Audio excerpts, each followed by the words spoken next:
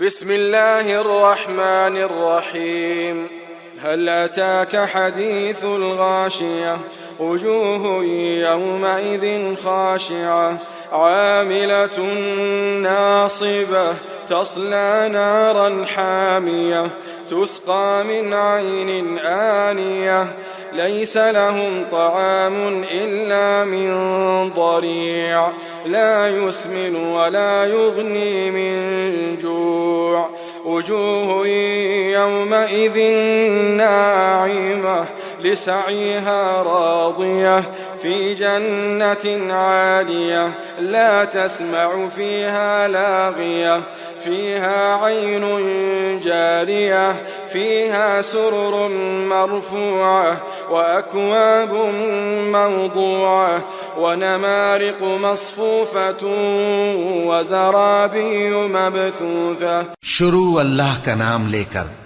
جو بڑا مہربان نہایت رحم والا ہے. بھلا تم کو ڈھانپ لینے والی یعنی قیامت کا حال معلوم ہوا ہے؟ اس روز بہت سے چہرے یعنی لوگ ذلیل ہوں گے، سخت محنت کرنے والے تھکے ماندے دہکتی آگ میں داخل ہوں گے. ان کو ایک کھولتے ہوئے چشمے کا پانی پلایا جائے گا. ایک سخت خاردار جھاڑی کے سوا ان کے لیے کوئی کھانا نہیں ہوگا جو نہ مفید غذا بنے اور نہ بھوک میں کچھ کام آئے. بہت سے چہرے یعنی لوگ اس روز شادماں بھی ہوں گے، اپنی محنت کے بدلے پر خوش. بہشت بری میں وہاں کسی طرح کی لغو بات نہیں سنیں گے. اس میں چشمے بہ رہے ہوں گے، وہاں تخت ہوں گے اونچے اونچے اور کٹورے قرینے سے رکھے ہوئے اور گاؤ تکیے قطار کی قطار لگے ہوئے اور نفیس مسندیں جگہ جگہ بچھی ہوئی.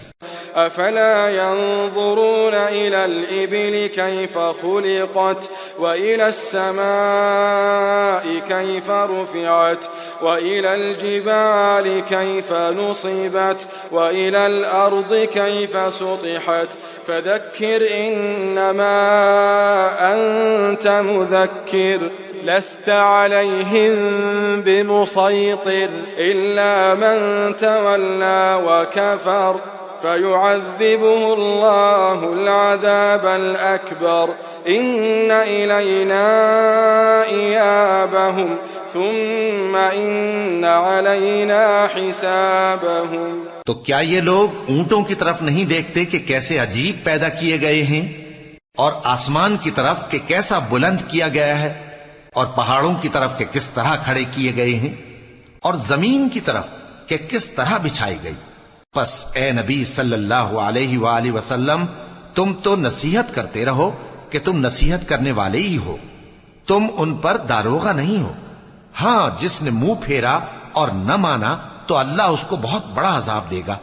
بے شک ان کو ہمارے ہی پاس لوٹ کر آنا ہے، پھر ہمارے ہی ذمے ان سے حساب لینا ہے. صدق اللہ العلی العظیم.